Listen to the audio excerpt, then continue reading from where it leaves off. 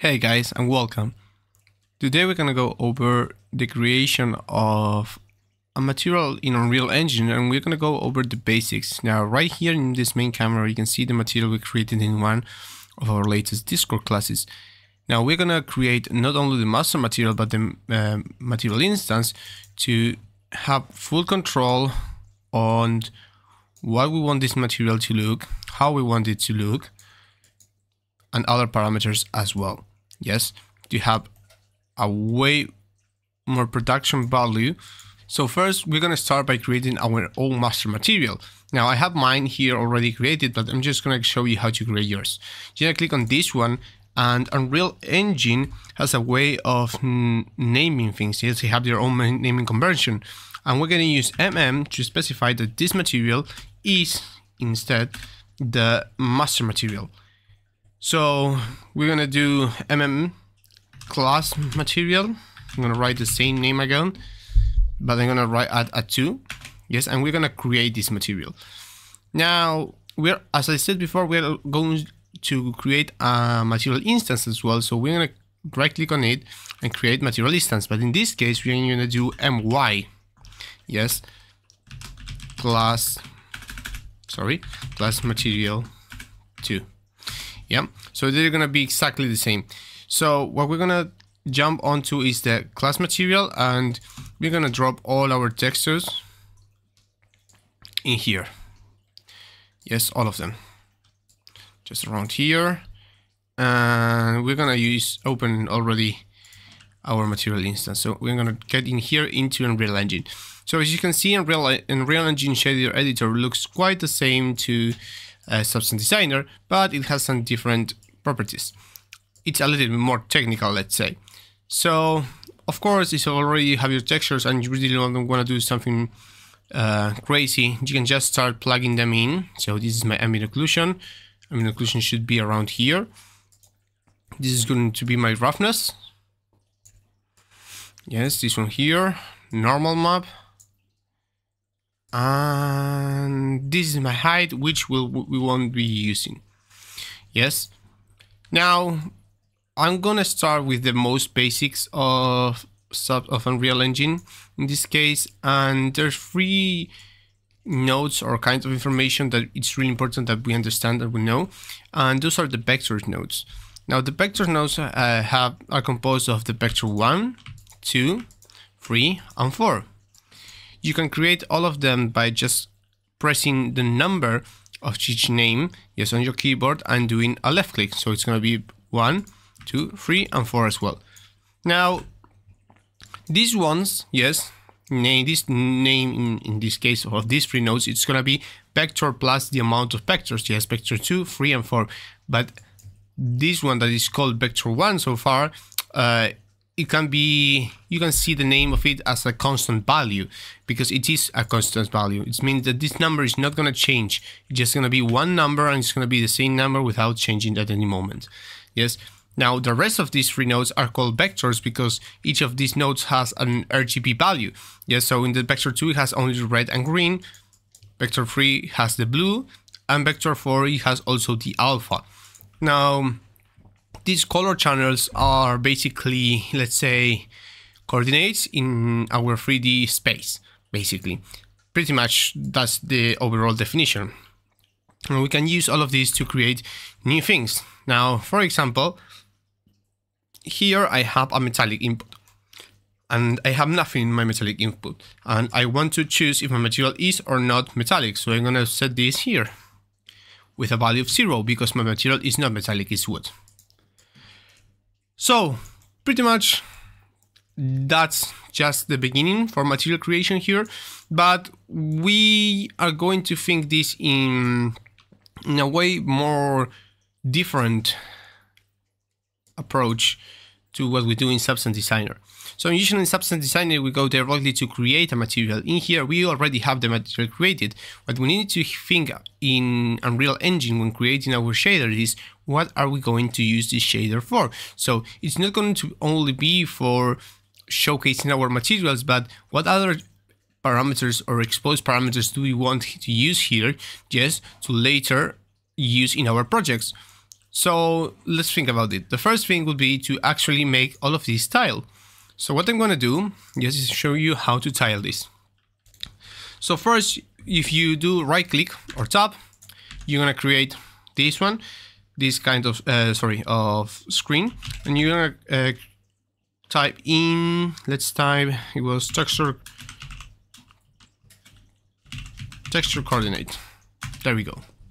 Yeah, so this is going to allow us just to basically tile our material. Yes, let me plug this into the UVs of all our texture coordinates. And you see here we have our UV tiling. So if we use this and copy them, let's say 2 by 2, these ones will tile. Now we have a problem. These two parameters here are not exposable. Like, we can't expose these parameters. So as we can't expose these parameters, this is not going to be something we are going to be able to use on our material instance. So how can we do this exposable? You need to think about all of this as a mathematical equation. Yes, so the output of this node is basically a number. So this number can be used in an equation to acquire a different result.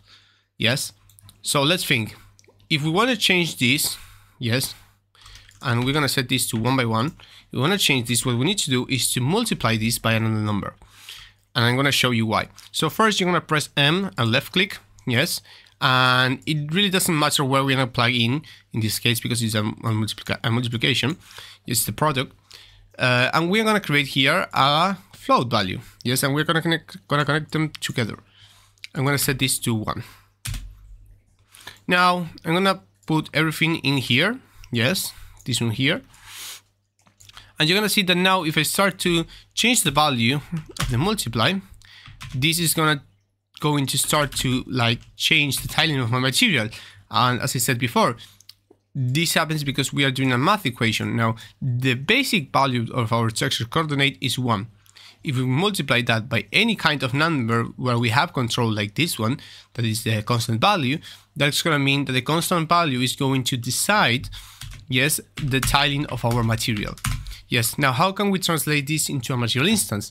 In order to do this, what we need to do is do right click, yes, and convert to parameter, to which we are going to write tiling.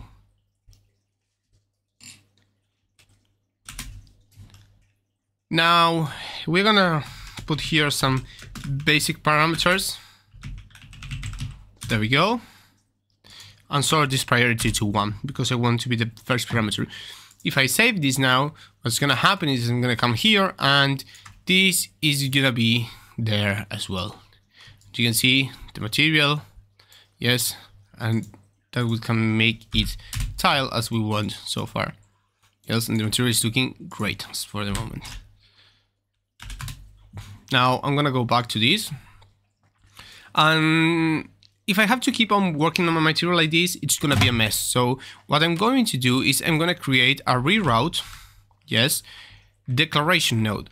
This is basically a node where we can input information, yes, and then we can create another node with the same name that's gonna carry that information to another place, yes, like this. So everything will still work, yes, but we are not having this amount of lines as we had before. Now I haven't removed the one on the base color yet, because what I'm going to do is I'm going to copy this, paste it here, and pull it inside the base color, yes. Now I'm going to do exactly the same with the ambient occlusion. I'm going to write reroute here, and we're going to use the declaration node and set this to AO, yes. And that's gonna be basically it.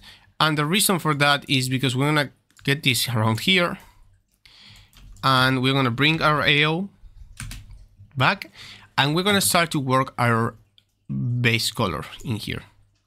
So there's different things we can do with base color, but in this case we're just gonna go and jump into 2 of them.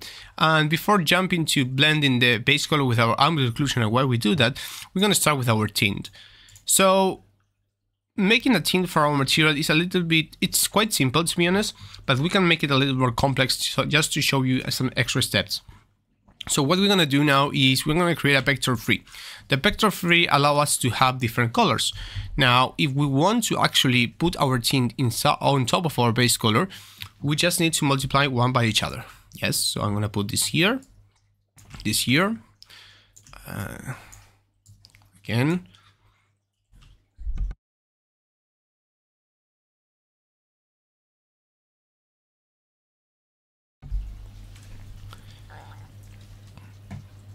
And now that we have our vector free, what we're gonna see is that the color is black, pitch black. And that's because our color is black. So if we turn this up, you're gonna see that our texture comes back. Yes, but if we start to change this small by small step, you're gonna start to realize that it's gonna start to get the tint, or let's say the color of our material. See? Of our vector free, sorry. So if you keep pulling up, yes, this is going to take the full color of what we had before. See here. Now I'm gonna leave this on. Let's just do it around here. Ooh, I like this color. I like this color a lot. So what's gonna happen now is that I'm gonna show you something really, let's say, new. I mean, it's not necessary, but it's a new node that you can use to create different things later. So this node, it's called the lerp node.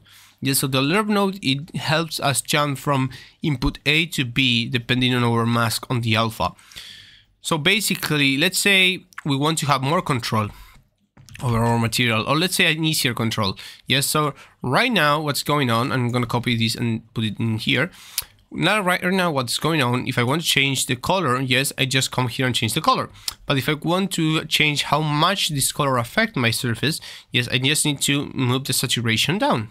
If I set it to white, it's just gonna have the base color that is originally created. If I move this up, yes, it's just gonna change. Now we may not want that way, or let's say that's the most efficient way of doing it, but let's try to make something different. Yes, because I want you to learn how to use the lerp. So let's say, yes, and let me check this. Let me do a multiply.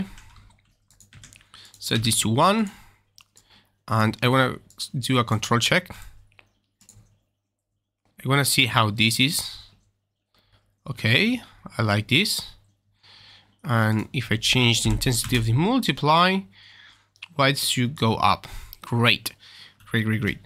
So as you can see here, yes, the texture sample is allowing us to take basically the red, green, and blue values of our material. And each of them has different parts of our base color, which has more or less detail. Yes. Now I really like this one, to be honest, the green one. So I'm going to be using this one. So what I want to do now is I'm going to use this green channel as a mask. Yes. And I want to jump between my painted version of the base color and my non-painted base version. That means I'm going to put my painted version into A and my original color, yes, into B.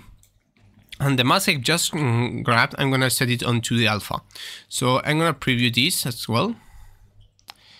And you're going to see that right now there's actually nothing happening because our color is completely white. So let's just bring this up to red. Look at this. Now, this is completely different to what we had before. Yes, and let's try to power up this with a 4. It's just gonna remove basically all of it because I think this is working the other way around to what I thought. So instead of using a multiply, we are gonna use a power. Let's use a power node and see if this works better. So I'm gonna use the alpha. And I'm going to use this in 4. There we go. So if I increase the amount of the power node, I'm going to increase the amount of color I'm giving to my material based on the mask. See? So basically, it's just like creating a mask for our tint that is going to be more effective or going to be more based on this mask we have done just here. So just going to keep pushing this up. and you can see how different this looks. Yes, I'm going to start to preview this node. Now I might want to change this the other way around. I might want I'm going to use this color first. Yes, and on top of that, what I want to do, yes, here is maybe have my original base color on A and my tint on B. Yes, and now I want to lower this.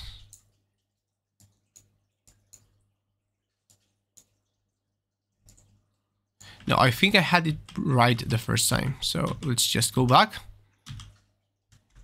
There we go. So this is how it's looking this is how it would look without the mask. Completely strong, and this is how it look without the mask, which right now are pretty much the same because I didn't pull the intensity back. But you see that now it acts a different kind of color to our material. See how it's equal everywhere, but if I change to my lerp, it has like this mask, which gives me more control to this. Let's set this to 2. Let's see what's... It's gonna be a little bit better, I think. 2.4, let's do. Yeah, I like this one way more. Yeah, so I'm gonna plug this in. A here. And I'm gonna stop previewing this. And you are going to love this. Look how it looked before. Look how... Wait. Base color died. Look how it looks now. It looks much better, yes. It looks like... Let me create here a reroute node. So it looks way better. It looks more contrast, more color. It feels more alive, let's say. Yeah. Now, this is not the only thing we're going to do to our base color. Yes, this is just a kind of not an experiment, but it's the first step. So the second step we want to do is we're going to add the shadows of our ambient occlusion, yes, to our material. So this is actually quite simple. We're just going to use a multiply for this. And that's going to be the end of the story. Just going to multiply our base color by our AO. Now, if we want to control more, yes, the intensity that our AO has of our multiply, we just need to create another power. So I'm going to create another power here. Yes. And I'm going to show you why in this one, because I haven't really explained this so far. Why are we going to use a power and not a multiply? So the multiply, basically the most clear explanation is that the multiply will take your whites up while the power will just increase your blacks. So if you see here, we have a really small shadow, yes, and maybe this is not the best material to show you, but it has a really small shadow. If I set this to 4, that shadow now is really intense. Yes, I'm gonna set this to 2. And I'm going to plug this into my multiply. I'm going to stop previewing. And what I'm going to do is I'm going to come here and I'm going to create another reroute node and give it the name of base color, which I haven't done. My bad. Base color. Great. So now I can come here again, do base color again, and we are not going to do this anymore. In fact, what we can do is basically come here, grab this, and organize these two in different sections. Yeah, so I'm gonna have my tiling here with a comment that is gonna be tiling, and I want the color to be red because of the first main node, the texture coordinate. And this is going to, let's organize this first because it looks like a mess. This one here, let's drag this here, multiply, there we go. This here and this here. And you know what? I want to have my AO as well with my base color because right now I'll be using it there as well.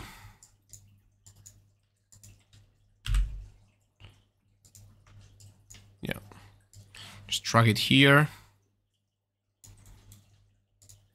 get the tiling around here, plug it, this one here, and that's all. Now, before making the comments, we are gonna make the parameterization, yes, of this material so we can later use it in the actual scene that you were looking before. So the first thing would be to actually start to expose parameters in the order we actually create them. So we're going to start from the beginning. The first thing would be the texture. So if we want to change the texture, because we can use this as a general master material for any kind of material we create later, we can then later create a new material instance for each material we need. So I'm going to convert this by doing right click and converting to parameter. And I'm going to write this as base color. So we have already exposed our parameter. If we save this and we come here, it's gonna be here. But as you can see, it's under the name of global texture parameter values, and we don't want that. We want the base color to have its own group so we can put all of these together. So what we're gonna do is we're gonna go to the group and we're gonna write BC. Yes, and we're gonna sort this as a priority 1. This means it's gonna be the first thing that we see when we come to our material instance. Now, let's go to the next one. The next one is going to be the tint. So we're going to come here to our vector 3 and again, convert to parameters, tint, color. Yes. We're going to use the same group, priority 2. Yes. Then we're going to go to our constant value. Yes. Which I want to show you something, this one. So you can basically do the same on converting parameter, or you can press S and left click and you're going to create the same thing. So I'm going to put this as tint mask intensity. Yes. And set this to the same value. This is going to be 2.4. Yes. And BC and 3. Now I want to show you something else. Never use, yes, it doesn't matter if you're going to use different groups. Let's say I want to do the same thing for my ambient occlusion, yes. Never use the same name in an exposed parameter, because this is what's going to happen. If I convert this to parameter, expose it, and create a new group called test, yes. When I change the value of the parameter that is in test, it's also going to change in the other. So basically, it's not going to work. So we don't want to have that. Yeah, so I'm going to take this one off, and I'm going to leave the, oh, wrong one. I'm going to leave this in the BC. Yes, and I'm going to move forward. Now this one is going to be AO. So I'm going to convert to parameter, AO intensity. There we go. Put this one in the AO group and set this as priority 2. And again, let's convert to parameter, ambient occlusion. Group should be AO, priority 1. Yes, and now we are going to comment all of these as BC and AO. Perfect. So we have already our base color finished with our AO. We are missing just one tiny detail, and that tiny detail is the roughness. So I'm gonna put this here, create a new reroute name, and we're not gonna do something new. Yes, it's just to show you a little bit extra on how to use material instances. Sorry, there we go, roughness. Place this here. So we're gonna grab both of them, bring it here, and what we're gonna do is basically we want to control the contrast on our roughness. Yes, we want to make it more shiny while maintaining some of the details that are whiter. So what we're gonna do is we're gonna do power. Yes, and we're gonna expose this by a constant scalar value parameter. So this is gonna be rough intensity, and we're gonna set this to maybe 2. Plug this one in. There we go, and you're gonna see how this material has changed so far. It did make a lot of changes here. So let me drag this down. So we can check our roughness. And maybe 1.5 is gonna do all right. Yeah, that's gonna be all right. So I think that instead of 1.5, we can go 1.68 maybe. So we can maintain a little bit of higher roughness. Yes, we still have these details which are whiter, and we have the rest which is more reflective, yes, into our material. Now, for this one, again, same thing, convert to parameter. We're gonna set this to roughness. Yes, and all of this should go inside the same group that we are gonna call R, like a pirate. Let's just do this here, this here, this here. Yeah, so we're gonna comment this as well, and we're gonna call this roughness. Great, so we're gonna save this. And as we save, we're gonna come back here. We're gonna check our material instance, and we're gonna try to use it on our shot. Yes, this really small and improvised shot I just created. So we have it my class material 2. So I'm gonna pull this one in, and this is not looking good. So I'm gonna start to lower this a little bit. Yeah, this seems about right. And oh yes, I like to have this kind of highlights. Yes, you see that this is why I wanted to have this kind of parametrization. So in here now it's like everywhere. Yes, it has the mask and it's making it show, but if I remove this, now it's gonna have a little more of extra contrast that it doesn't have. Yes, and we have control over it. In fact, I should be able to do the same with the roughness later, but that's not what we're gonna do. So the roughness intensity is already set. I really don't think we should go for something so shy as this one. Like, this is maybe too much. Like, I really don't like it at all. Now for the tiling, if I want to show this kind of, let's say, lines or pattern here, it's going to be look good, but we can always try to tile it. Yes, not the case. And for the ambient occlusion intensity, I want to show you this. It's 1.5. So you see that right now, because we're working with, you know, wood planks, and the only high difference is the difference between the edge of the wood plank and what's in between on the bottom. There's really not much going on there. So the idea in here is basically to show you how you can use these kind of parameters that we have just built, and that we can actually change this. Yes, I can click in here in these ones, and I can change the image by dragging it and dropping it here. I'm not gonna do that because this is not what we want to, but this is a really great for you when you're working on your projects and you want to showcase your material and you want to do it inside Unreal Engine. It's really great to first set the scene with the lighting as you need it and the camera position, then create the shader for it, and then go for the settings of your lighting, set them really good, and then use these parameters that you have created to make your material look better. Yes, and I'm gonna make a render out of this because I like how it looks. Not my best shot, but it's really nice to see it this way. So guys, thanks for coming, and I hope you enjoyed this class.